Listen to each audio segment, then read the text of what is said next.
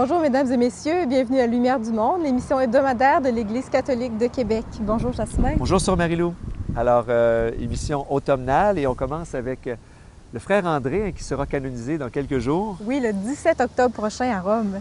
On a une délégation diocésaine qui sera sur place, entre autres Jean Lortie de notre équipe de CDQ.tv documentera le tout. On a bien hâte de vous présenter tout ça, mais notre administrateur diocésain, Monseigneur Gérald Cyprien Lacroix, oui, tenait à vous inviter à d'autres activités pour souligner cette canonisation, entre autres un grand rassemblement national au Stade olympique qui aura lieu le 30 octobre prochain.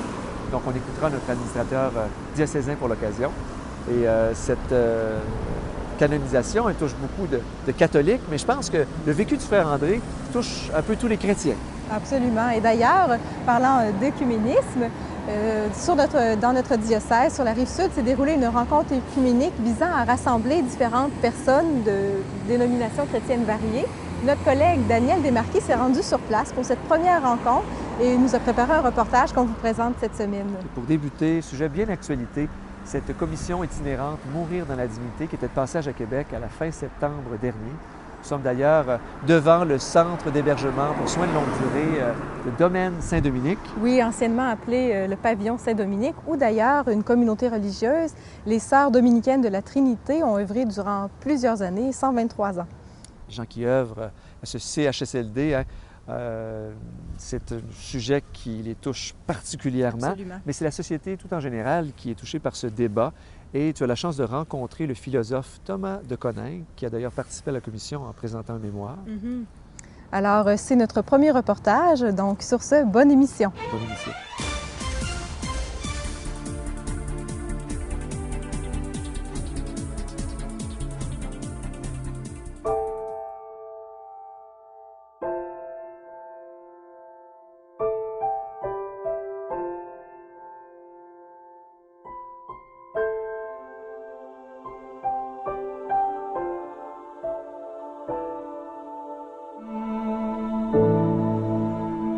Bonjour, aujourd'hui je suis en compagnie du professeur Thomas de Coninck, titulaire de la charge La philosophie dans le monde actuel, ici à l'Université Laval. Bonjour, professeur de Coninck. Bonjour. Dans le cadre de la commission spéciale Mourir dans la dignité, comment la pensée philosophique éclaire-t-elle cette notion d'abord du mourir? La notion du mourir est au cœur de la réflexion philosophique depuis très longtemps, depuis au moins Platon, qui définissait la philosophie comme meletes anatou, un exercice à la mort, préparation à la mort. Et c'est une définition de la philosophie qui a traversé les siècles par la suite, autour de la mort de Socrate au début. Mais c'est à cause de la question du sens de la vie, et évidemment la mort fait partie, le fait que nous sommes mortels, et que nous mourrons tous fait partie de la question du sens de la vie. Et donc c'est vraiment la question philosophique par excellence d'une certaine manière.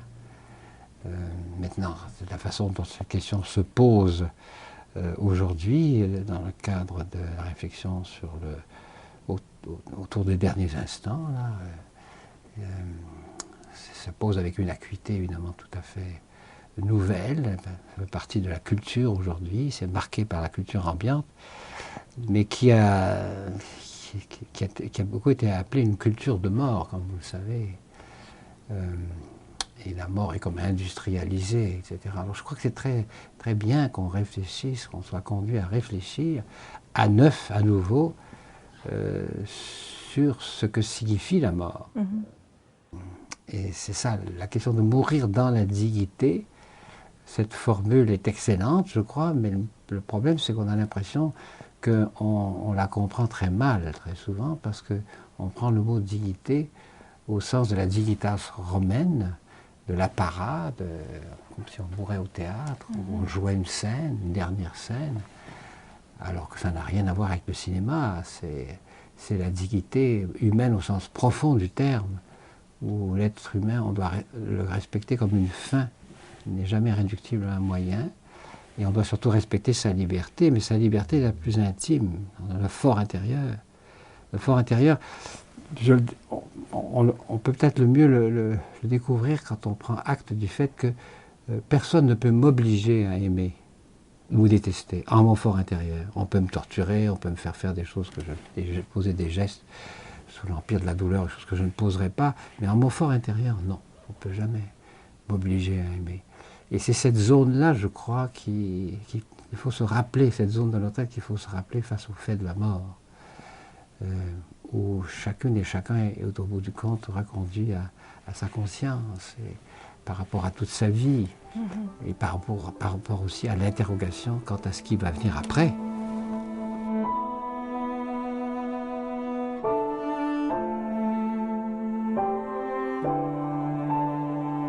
Dans l'instant de la mort, il y a une interrogation ultime qui ne peut pas ne pas se faire, mais qui suppose qu'on soit suffisamment libre, dégagé, et pour pouvoir s'appartenir d'une certaine manière. Et c'est là que le soulagement de la souffrance est si important. Parce que la douleur, ça aliène, elle nous empêche, elle nous contraint, on a envie on demande de la soulager. Et le soulagement de la souffrance est une sorte de devoir premier, je crois, de toute personne qui accompagne les mourants, et bien évidemment les médecins, entre autres, les infirmières, les infirmiers. C'est un devoir, mais justement, dans le respect de cette liberté, pour la favoriser, tuer ou donner la mort de façon intentionnelle, à ce moment-là, c'est extrêmement grave à cause de ça, je crois. Mais il y a de la confusion, parce qu'on a l'impression, quand on fait des sondages, que très souvent les gens mélangent. Ils s'imaginent que donner une médication forte pour soulager la douleur, qui va, comme un effet secondaire, accélérer la mort, c'est de l'euthanasie. Ça n'est pas du tout de l'euthanasie. C'est bien reconnu depuis longtemps. Hein. C'est une question lorsqu'on a l'intention d'accélérer la mort, purement et simplement, que là on donne la mort. Et là, c'est de l'euthanasie proprement dite. Vous avez parlé de cette liberté dans le fort intérieur, mais aussi la condition de souffrance. Est-ce que, au nom de cette liberté, une personne souffrante peut dire bon, c'est assez? Est-ce qu'on parle encore de liberté à ce moment-là? Je pense que l'appel au soulagement de la douleur, c'est la chose la plus compréhensible du monde. Et ce que la personne nous demande, c'est qu'on soulage sa douleur. Et je crois que c'est ce qu'il faut interpréter. L'appel ici, c'est un appel de solidarité. Je rappelle toujours la fable de La Fontaine, la mort et le bûcheron. Le bûcheron qui appelle la mort de tous ses voeux parce qu'il souffre. Quand la mort arrive, il dit non, plutôt souffrir que mourir. Et je crois que ça, c'est beaucoup plus vrai. Lorsqu'on est devant la mort véritablement, le fait de la mort, c'est pas vraiment ça qui est demandé. Et beaucoup de médecins témoignent en ce sens, que cet appel-là n'est pas véritablement un appel à la mort, mais un appel au fond à la vie, dans le sens de aidez-moi à vivre ma mort. Il s'agit de vivre sa mort. Moi, je crois que c'est ça qu'il faut comprendre.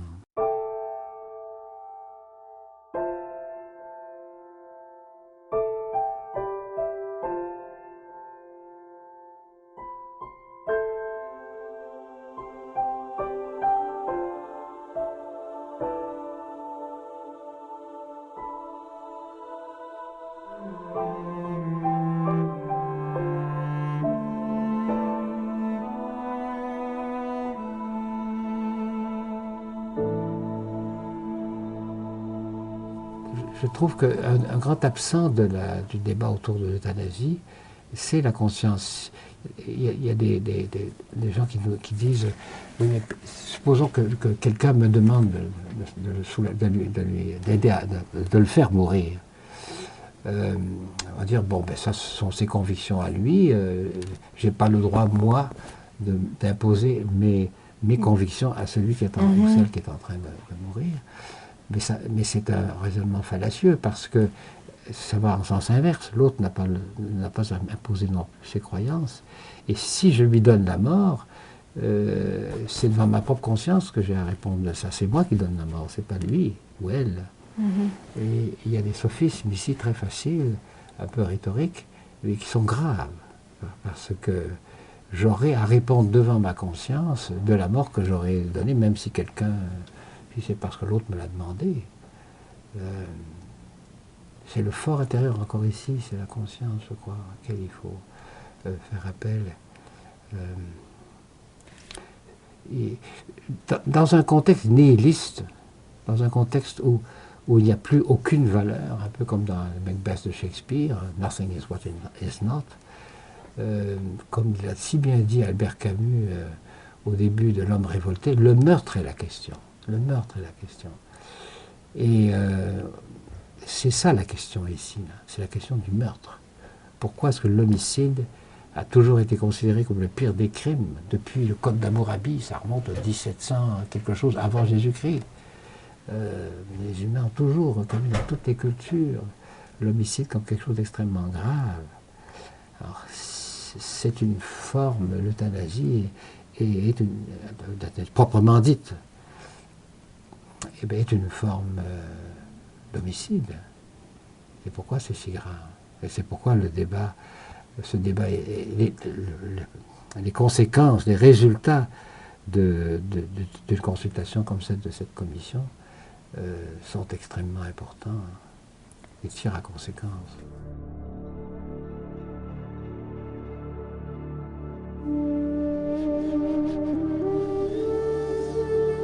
Dans les derniers moments, justement, des médecins, etc., nous rappellent qu'il peut y avoir toutes sortes d'indignités liées à la toilette intime, des choses comme celle-là.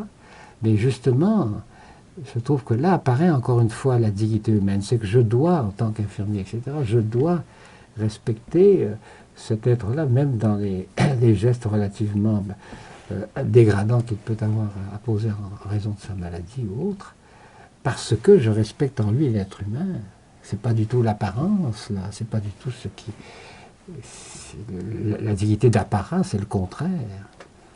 Je respecte en lui l'être humain par-delà les apparences et par-delà l'indignité apparente, si on peut dire. Ça, c'est la véritable dignité humaine. Si je tue quelqu'un, je lui donne la mort, je lui enlève sa liberté, parce que j'enlève le sujet de la liberté.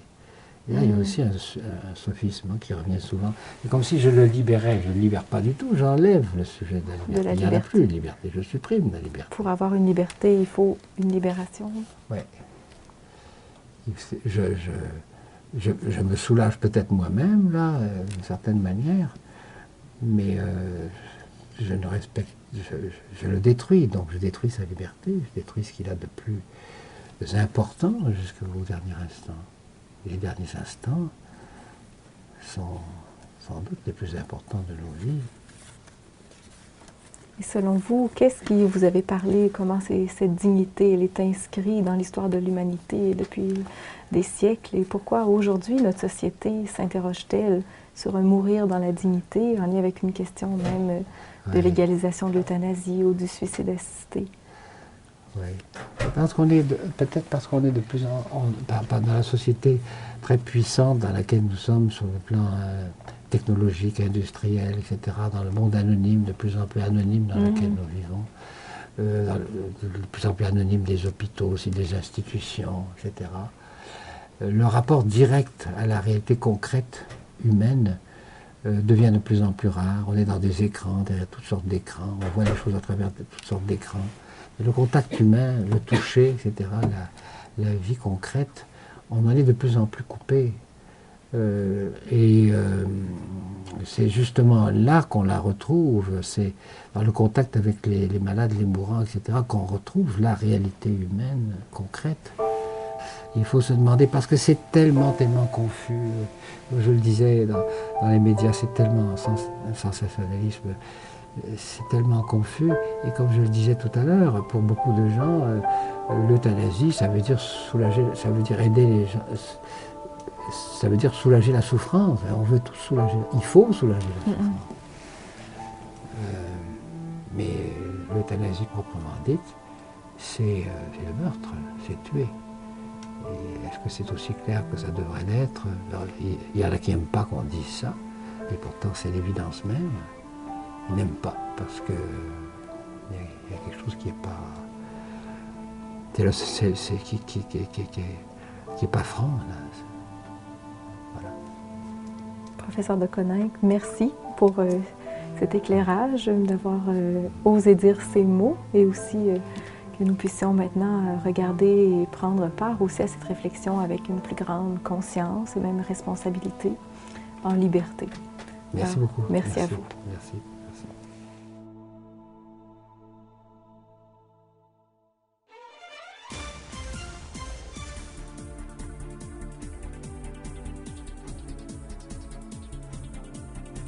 Le 30 octobre prochain, les fidèles de partout à travers le Québec et le Canada sont invités à venir célébrer la canonisation du frère André au Stade olympique à Montréal. Monseigneur Gérald Cyprien-Lacroix sera à la tête de la délégation du diocèse de Québec. Et on est particulièrement fiers parce que c'est le premier homme québécois, canadien, à être canonisé. Les dames nous avaient devancés, c'est une bonne chose. Alors, nous invitons toute la population du diocèse de Québec à venir se joindre à nous pour ce grand pèlerinage à l'Oratoire Saint-Joseph. Normalement, on irait célébrer le frère André, mais il y a tellement de gens qui veulent y participer que cette année, à cause de la canonisation, on va au Stade olympique de Montréal, où on sera des milliers et des milliers de partout au Canada et des États-Unis pour souligner et célébrer sa canonisation. À Rome, c'est le 17 octobre. Chez nous, ce sera le 30 octobre, un samedi. Et on organise un grand pèlerinage en autobus, comme on le faisait autrefois quand on allait à l'Oratoire ou au Cap ou à Sainte-Anne, pour aller vivre avec d'autres. Ce sera une belle messe. La plupart des évêques du Canada y seront. Et je suis certain que c'est un événement historique pour le Québec et pour le Canada et pour notre Église.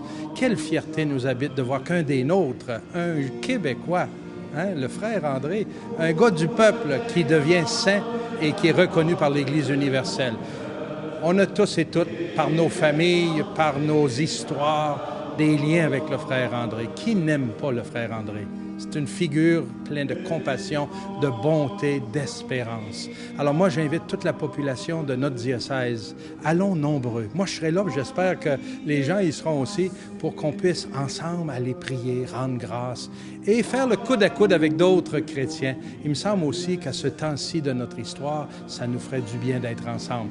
La dernière fois qu'on est allé au Stade olympique en grand nombre comme ça, c'est à la rencontre de Jean-Paul II en 1984. J'y étais ce 11 septembre 1984, mais là, on va y être encore une fois, et là, c'est ouvert à tout le monde. Tous les détails, vous les avez dans vos milieux, dans vos paroisses. L'important, c'est qu'on y participe. On sort, c'est un aller-retour dans la même journée, et ce sera en autocar, confortable, on va avoir du plaisir ensemble. C'est un événement à ne pas manquer.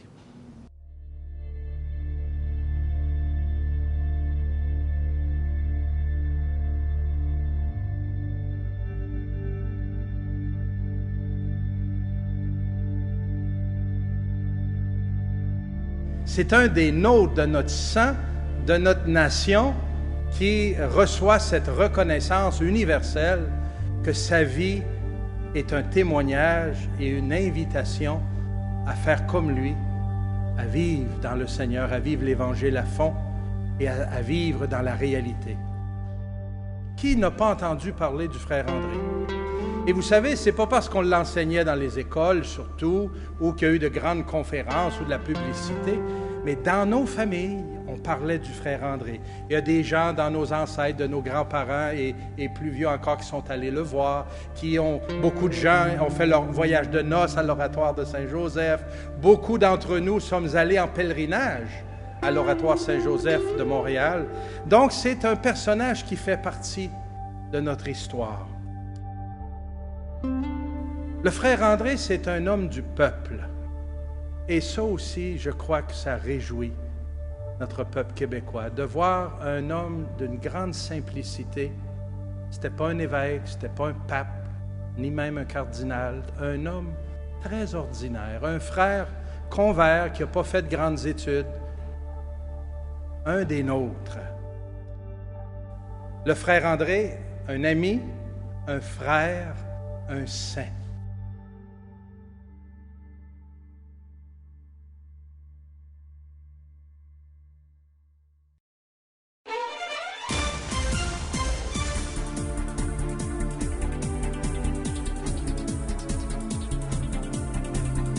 Le Conseil interconfessionnel de la région de Québec a organisé une journée de formation et de prière portant sur la collaboration auprès des démunis et le support spirituel en milieu hospitalier. 3 personnes nous partagent leur point de vue sur cette journée et leur expérience de l'œcuménisme. Mais l'œcuménisme qu'on a pris, non pas des discussions à partir de grandes idées, de grands concepts, là, mais sur le terrain. Par exemple, ce matin, avec le partage d'expériences sur l'exercice de la charité, l'entraide auprès de plus pauvres, les services de soupe populaire et tout ça. Comment, dans les réalités, justement, de la vie pastorale, la vie de tous les jours, on se rejoint au niveau des différentes églises puis confessions religieuses. Ça, dans ce sens-là, j'ai trouvé que c'est un ressourcement intéressant. Non pas avoir des grandes idées puis des grands discours, mais vraiment être sur le terrain de la vie de chaque jour, voir l'Esprit de Dieu un peu qui agit en nous autres. Moi, je te dirais que c'est une opportunité de développer des liens avec des personnes de d'autres dénominations que l'Alliance chrétienne et missionnaire, dont je fais partie, d'une part, et de réaliser qu'en même temps, on a une foi qui nous est commune dans la personne de Jésus-Christ, dans la personne de Jésus ressuscité, de la solution à une réponse à notre société encore aujourd'hui. Pour moi, c'est... je me lançais dans l'inconnu.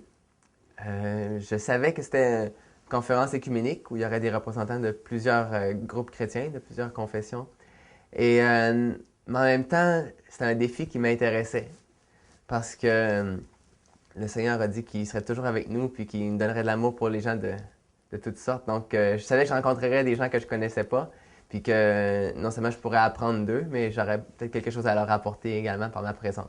Mais j'ai pratiquement jamais l'occasion de rencontrer des gens des églises catholiques particulièrement. Donc pour moi, c'était comme une curiosité de pouvoir peut-être créer des ponts à ce niveau-là et voir comment on peut ensemble peut-être subvenir aux besoins de cette société-là puis être peut-être un encouragement les uns pour les autres. Je ne cherche pas à faire connaître davantage ce que je fais, mais si je pouvais stimuler quelques personnes à aller au bout de leur passion. Moi, c'est pour les personnes démunies, c'est pour les personnes itinérantes que je suis passionné par le contact que j'ai avec eux au quotidien. Puis je me disais que si je peux communiquer ça à d'autres personnes, puis qu'eux-mêmes, dans leur milieu, puissent faire une différence. Donc, c'est un peu mon objectif. Ouais, parce qu'il m'a désigné par l'onction pour annoncer une bonne nouvelle aux pauvres.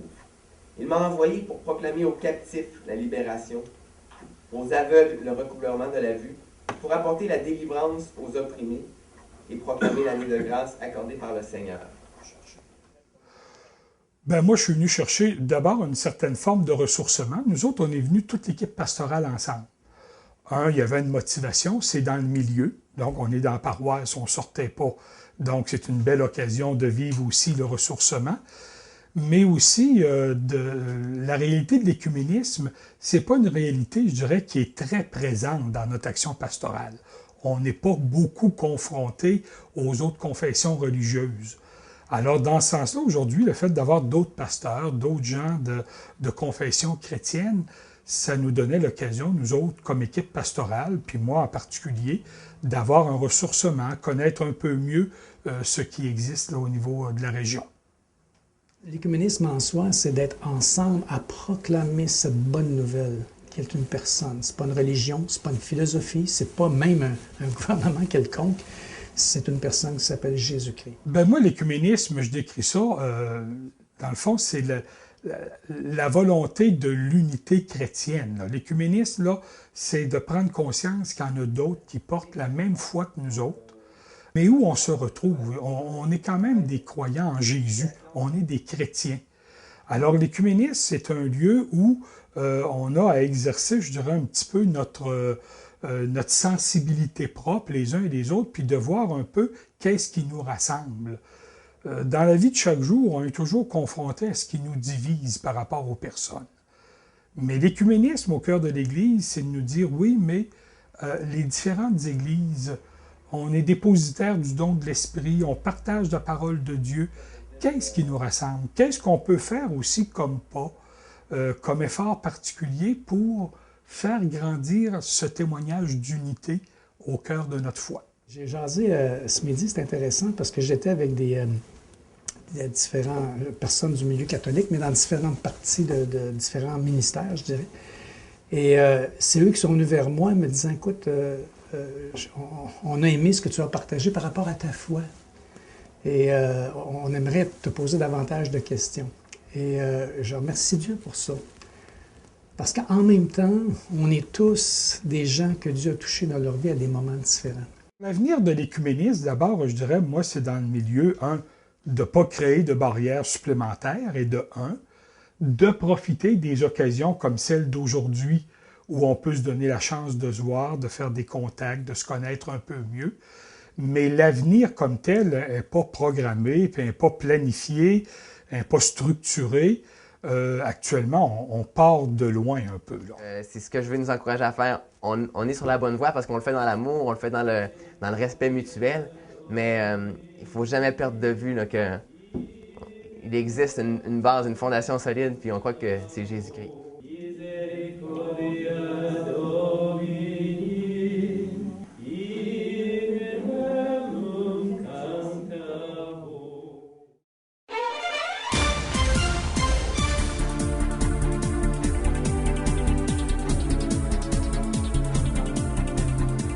Alors, l'invitation de notre administrateur diocésain, Monseigneur Gérald Cyprien Lacroix, moi, m'a bien touché. Je vais y être présent, là. Moi aussi, Jasmin. Alors, on sera sûrement très nombreux du diocèse. Oui, nous sommes déjà inscrits. Si vous n'êtes pas encore inscrit, depuis le 12 octobre, l'inscription ne se fait plus par les paroisses, mais directement au diocèse de Québec. Vous n'avez qu'à appeler Mme Barbara Villeneuve au 88 688 1211, poste 360, ou d'envoyer un petit courriel au frèreandré@ecdq.org.